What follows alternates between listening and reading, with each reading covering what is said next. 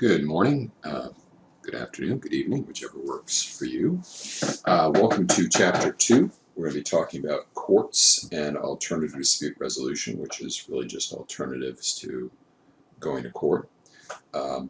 This chapter will tag your book pretty closely, but be aware that I will throw in some modifications, talking about some specifics in North Carolina, but nothing dramatically different, I think. Okay, let's talk a little bit about the judiciary, the judges in the United States. There's a few world systems that exist that give judges different powers. So for most of continental Europe, about half of Africa, almost all of South America, good chunks of Asia, with some exceptions, they follow what's called the Romanesque system, sometimes called the civil law system, not to be confused with the civil system in the United States. And that gives judges a much more inquisitorial power. In theory, in the United States, judges aren't inquisitors, they're more like referees. I say in theory because in fact they're not. Any law, any decision requires an interpretation to be applied to that decision. And the United States developed a particular methodology of interpretation called judicial review. If you read the Constitution of the United States, there's 3 articles at the beginning, the most important till you get to the amendments. First article sets up the legislative branch. The second article sets up the executive branch, the presidency. The third article sets up the courts, judges, judiciary branch. Now, nowhere in there will you find a grant of power to courts to declare laws unconstitutional. That's what judicial review is, that a court can look at a law, say it conflicts with a higher law, the Constitution, and strike that law down. Instead, this is an assumed power. This is one that's created, it's not found. I think, by the way, this is in many ways a fatal argument against originalism or textualism, but we'll talk about that another day. How did this power come about? Well, it came about in the case of Marbury versus Madison. It's a very short case, but basically it worked like this. Mr. Marbury was appointed to a federal job under an older administration, the John Adams administration. In order to take his job, he needed a commission signed by the Secretary of State. Unfortunately, the Secretary of State, in this case, left office before turning over Mr. Marbury's commission. So he sued the current Secretary of State, Mr. Madison, for his job. Madison went to the president, who was Thomas Jefferson, and said, should we give Marbury this job? Jefferson said, oh, hell no, he's a Federalist. We don't want them in positions of power, so don't give him the job. So Madison refused to comply. The case goes up to the Supreme Court of the United States. This is in the very early 1800s. And Jefferson makes it known that if the Supreme Court of the United States orders him to tell Madison to give Marbury his job, he won't do it. So he's effectively saying, I won't obey the Supreme Court. So the Supreme Court is in a bit of a problem here. If they order Marbury to not get his job, they look weak. They lose whatever power they have. If they order Madison to turn it over and Madison doesn't, well, then again they look weak. So it looks to be a trap. But the Chief Justice of the court, a man named John Marshall, another M, came up with a very clever decision. If you read Marbury versus Madison, it's a very short decision. It's 10 or 12 pages long. You read the first 10 pages, you're going, oh, okay, it looks like Marbury's going to get his job. But pretty much at the end, he flips it and he says, we would give Mr. Marbury his job, but Congress exceeded its authority and acted unconstitutionally when it created the position to which Mr. Marbury is appointed. Therefore, we strike down that law, and Mr. Marbury is not entitled to the job. Okay, so now the ball's back in Jefferson's court, Madison's. They could say, oh, no, no, no, no. Congress has the power to make those laws. That law is valid. Well, then you're effectively saying, I got to give Marbury the job.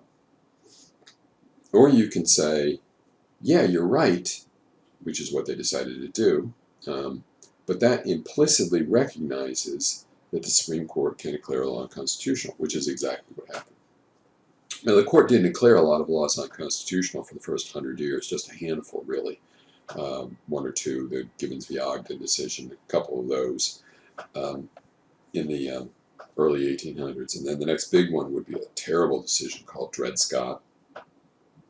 It's only lately that we see a lot more unconstitutional rulings where the Supreme Court is exercising this. So that's where we get judicial review. If you hear the term jurisdiction, jurisdiction is the authority of a court system, I capitalize that, a court system to hear your case. Now, let's take an example. Let's take a crime everybody's familiar with, homicide. If I shoot you in downtown Raleigh, the court system that has the authority to hear your case, the court that has jurisdiction, are the courts of North Carolina. Usually this is called in personam jurisdiction, or jurisdiction over the person. Sometimes we can get people into the state who aren't here if they have significant contact with the state. So let's suppose you've got a company that has no physical location in the state, Tesla, okay, but they sell Tesla automobiles in the state. You've driven around, you've seen them, okay. Can I sue Tesla in North Carolina? And under the long-arm statute, because they had significant contact with the state, we would say, yes, you could. Sometimes you get jurisdictions over something because of the type of property it is. Admiralty is probably the best example here. All ships and boats, by and large, fall under admiralty courts, which are federal courts, specialty courts.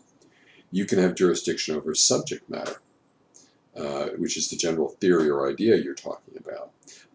For example, at state level, all probate decisions, all decisions about wills take place in a probate court, so a subject matter court. At the federal level, all bankruptcies occur in the federal bankruptcy court. It's not handled by the regular district courts. So that's a subject matter jurisdiction. You'll sometimes hear the term original jurisdiction and appellate jurisdiction. An original jurisdiction means that you're going to have a trial. An original jurisdictional court hears evidence, it hears witnesses, opening statements, closing statements, cross-examination, presentation of evidence. They're going to really determine guilt or innocence, or on the civil side, liability. Appellate courts, courts of appeal, generally do not hear evidence in that way. An appellate court only hears an appeal from a lower court. Usually at first it's an original jurisdictional court, and they're looking for errors of law. They're not looking for facts. So you don't appeal a case saying, oh, Your Honor, I'm innocent. Now that may be the result of your appeal, but you don't appeal your case saying, I'm an innocent person. You say, at the original trial, they admitted this evidence. They allowed this witness to testify. They didn't allow this to happen. And that was an error of law because under, Rules of Federal Procedure 803, hearsay should not have been admissible. Sometimes you hear the terms exclusive jurisdiction and concurrent jurisdiction. Exclusive jurisdiction means that only one court or court system can hear the case. Concurrent means more than one. So, example, you kidnap someone in Wilmington, North Carolina, and drive them to Myrtle Beach, South Carolina. So you've committed kidnapping in North Carolina. Well, you've also, because you went across the state boundary with a kidnap victim, committed that in South Carolina. And let's make it a trifecta. You've also committed that crime in federally. So all three courts, the federal courts, the court of South Carolina, the court of North Carolina, have jurisdiction over you. But if you kidnap someone in Wilmington and stayed in Wilmington and didn't go outside the city, only North Carolina would have jurisdiction. Now, there might be a federal kidnapping statute, but typically, no. Federal jurisdictions. How do you get to federal jurisdictions? And we're going to turn away a little bit from talking about the criminal issues, because this is a business law class, not so much criminal law class, and focus on, well, what about the feds and their business relationships? Well, typically you don't get into federal court. Most business cases, in fact, most cases, period, business, criminal, torts, all of them, are handled at state courts. But, so the answer, first of all, is how do you get in federal court? You don't. You usually don't. But when can you? Well, there's at least a couple major ways to do this, and there are a few other ways, but we're going to just talk about the two principal ones. One is, do you have a large enough amount of money in question? And it's, right now, I think it's over $75,000. You're going to fight about $75,000, and you're from one state, and the other person is from another state. Now, the reason we're going to let you in federal court in that case is we're afraid that if I'm from North Carolina and I'm suing someone from Montana and I'm suing in North Carolina courts, well, I might get a decision bias in my favor because I'm from North Carolina and the courts are from North Carolina. So if we have diversity of citizenship, you're from Montana, I'm from North Carolina, it's $100,000, then we can get to federal court sometimes. The other way we can get there is it a federal question? Does it involve a federal law or an important federal issue or an important constitutional issue? So if you sued under the Affordable Care Act, it's a piece of federal legislation, you'd be in federal court. Cyberspace. Now, of course, one of the biggest changes is that if we want to get into court, we want to have standing, of course. We want to have not just a hypothetical case, but one of the biggest changes that has happened is that a lot of commerce now is going online. So you very much could have a business that has no physical location in the state doing business in that state. And I gave the example earlier of Tesla, but you could think of something like Amazon. I know Amazon has a warehouse here, but it doesn't have one everywhere. Or even Google, which, if you think about it, might not have a physical presence in your town, city, state, but everybody uses Google search engines. So what we look for with cyberspace is a sliding scale. Did you conduct substantial business over the web, the internet?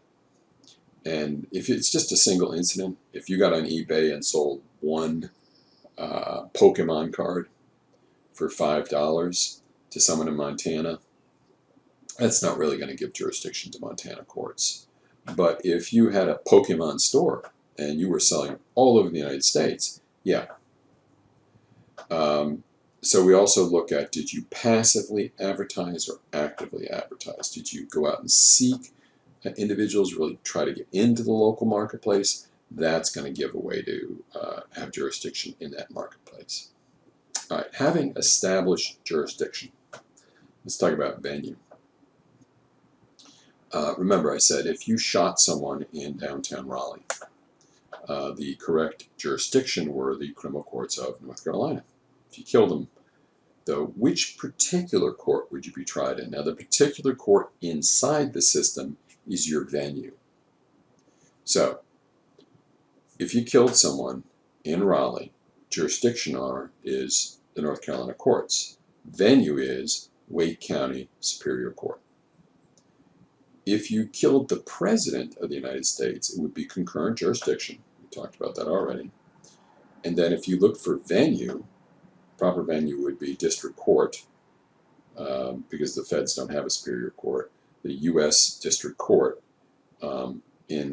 it kind of depends physically. North Carolina is divided into 3 districts. We'll just say the Eastern District, or I forget where Eastern or Central District of North Carolina. So that would be the specific ones, and they each could try you. Okay, this is a quick breakdown, a kind of quick and dirty breakdown of what the federal court system looks like. If you look at those 2 on the bottom, U.S. District Court and the specialty courts, those are courts of original jurisdiction. That's where you're going to have actual trials. Now, special courts could be bankruptcy, admiralty, military courts. There's just a ton of them. But they're very special. They handle very niche things. The only regular trial court that we have federally are the U.S. District Courts. I'm going to show you a map of the United States in a minute. If you lose in either one of the special courts and the district courts, you might appeal to the U.S. Court of Appeals.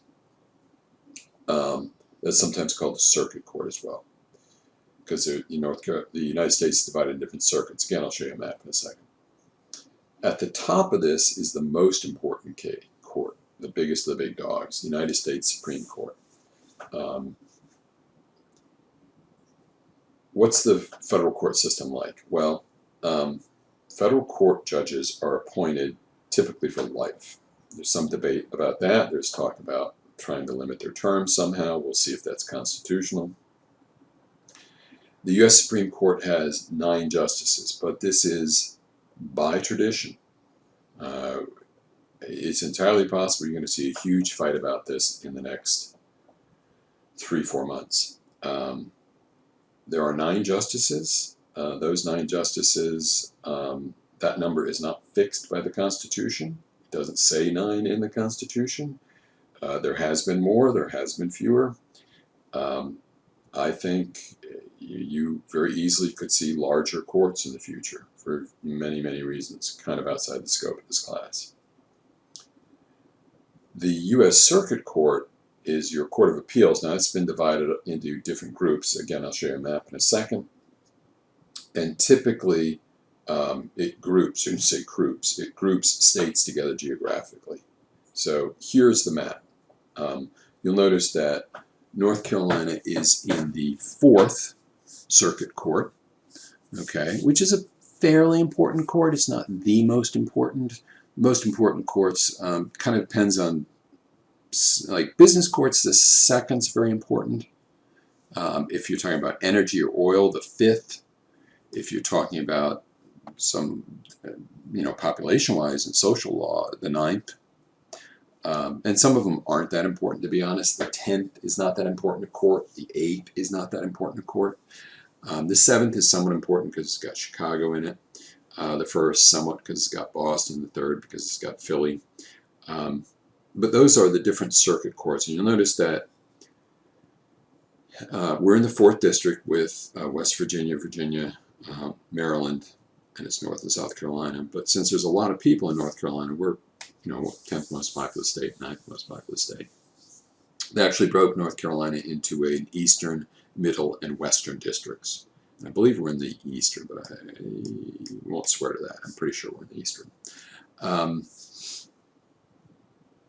Now, U.S. District Court, every state has one. Oh yeah, well, he's in the eastern district. So.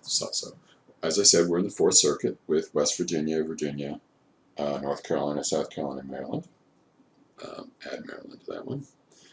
And we're in the Eastern District. How do you get to the Supreme Court? Well, typically, you ask the court to hear your appeal.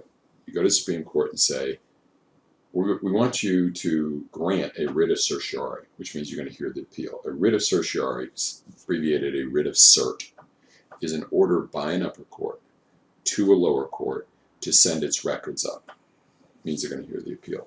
Now, generally, we have what's called the Rule of 4. If the Supreme Court's going to hear a case, 4 of the justices have to agree to hear it. If you can get 4 to hear it, doesn't mean you're going to win because you need 5 to win. But 4 have to agree to hear the court case until you even hear it. This is a breakdown of how North Carolina courts look. Now, you'll notice it's a little bit different. We do have a Supreme Court, just like the federal court, We do have a court of appeals just like the federal court, but we have two general trial courts, superior court and district court. We also have a few specialty courts, but I don't want to talk about them.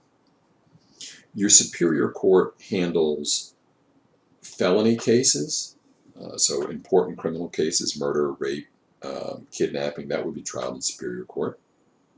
It also handles civil cases that involve a lot of money. You wouldn't sue in the superior court for $10. District court is the workaday court. It's the one that hears almost all your misdemeanors, a couple of your felonies. It issues search warrants, subpoenas. It can handle most of the civil cases. Down below that, you also have what we call in North Carolina magistrates court, small claims court, disposition court. It's under the authority of the senior district court judge in the district that it's in, and we're in District 10 here in Wake County. That's a much more informal court. When I first started practicing back in the 1980s, you didn't even have to be a lawyer to be a magistrate. You didn't have to be a lawyer, I believe, to be a district court judge. Now, trials. Trials are expensive and trials take a lot of time. So one of the things when you start, let's focus back on business here, like I said, one of the things you have to think about is, okay, I can sue someone, and if I win, is it worth it? Because sometimes winning is so expensive, it's a defeat. And this is the term Pyrrhic or Pyrrhic victory. It's a victory when it's such a high cost that it's really a defeat. It comes from King Pyrrhus, or Pyrrhus, who came over and fought the Romans. And in the first battle, he won, but he lost 25% of his men. In the second battle, he won again, but he lost another 25% of his men. And he won the third battle, lost another 25% of men, and he said, another such victory, and we are lost. So sometimes a client will come in your office and say, I want to sue. You look at the numbers and you say, it's not worth it for you. It's not worth it maybe financially. It's not worth it maybe emotionally. One of the things that I look at very hard is, can you recover? Is there money there? And lots of time you tell someone you're going to win, but you're not going. There's nothing to get. When I first started practicing law, about a quarter of cases went to trial, about 20-25%. When I went inactive a couple of years ago, semi-retired, I guess, about 2% of cases go to trial. So most cases don't go to trial. Most cases are settled. There's different ways you can do this. You can meet. You can have a conference. You can also just have lawyers talk to each other. That's very common. And we kind of hash out settlements. So you can meet and settle the case. You can have mini trials. You can have a case evaluation by a neutral party. You can have summary jury trials. You can bring in a third party that doesn't propose a solution but tries to get you to go there. The big way we do that, that's kind of mediation. So this can be a single person or it can be a panel. You bring in a mediator. One of the things they help you do is they clarify the issues, because sometimes issues get very emotional, they get very tied up. And a mediator wants to really remove a lot of the emotion from all this, clarify what the issues are, not adversarial, a lot less tension, a lot less fighting. A mediator can propose solutions, but he can't impose solutions. He can say, this might be a good idea to settle. How about this, this, and this? But neither side has to agree. The big alternative is arbitration. Here, you bring in a neutral figure, and often this is an ex-judge or a lawyer, most all cases. He hears all the facts, you present them, often more facts than you would hear in a regular trial, and he gives an award. Now, sometimes you have signed in a business situation a contract that says you have agreed to binding arbitration. And that means that you're going to go in front of a judge, he's going to make the decision, you got to live with it. You can't say, well, I don't like this decision, I want to go to court. No, you don't have a choice. You've surrendered your right of court. Now, it can't be a criminal charge. You can't say you've surrendered your right to go in front of a criminal court, but it can be civil. Very often, the American Arbitration Association is used. And this, I hate to say this, but this increasingly is used by larger corporations to really keep cases out of court. Very often they'll come and they'll say, we want you to sign this arbitration. You're going to agree because you want to do business with them very often. But they probably have a multi-million-dollar contract with American Arbitration Association, and I think there's at least a perception of implicit bias that comes into existence here. That because they use arbitration so much, and the arbitrators are relying upon them for their living, that they're liable to give a good decision for the larger companies. And I think that's a somewhat grounded fear. I'm not exactly sure how you avoid it, but it's certainly an issue. We'll touch just briefly on this, international dispute resolutions. I'm not going to spend a lot of time talking about the international law here, simply because, well, first, we've been withdrawing from a lot of international treaties lately, so a lot of it has changed. And one of the things when you withdraw from international organizations, like we're withdrawing theoretically, not a business organization, but we're withdrawing theoretically from the World Health Organization. Okay. When you withdraw from that, it changes how everything's done. It changes, do you have access to information? It changes, do you have access to arbitration in court? So very often, if you sign an international contract, so let's suppose you're a business and you're going to be importing, I don't know, pillows from China or India or Vietnam. One of the things you're going to do is you're going to want to select a forum if there's a dispute, forming a court system, if there's a dispute to handle your case. So typically, you may not trust their courts, they might not trust yours. You'll look for an arbitration. So you'll hopefully bring in a neutral arbiter or arbitration organization that would hear any disputes. And sometimes this is built into international treaties as well. So you might have a treaty with, say, France or Germany or Spain or China or India that said if there is a dispute about payments or things under the sale of natural minerals, it'll be handled by an international arbiter at The Hague. So that's pretty common. Again, that's a little bit above kind of the pay grade of what we're talking about here. Okay, that gives us a good half hour or so. That's what I like to try to keep them at for this chapter. And when you're ready, just go to chapter 3.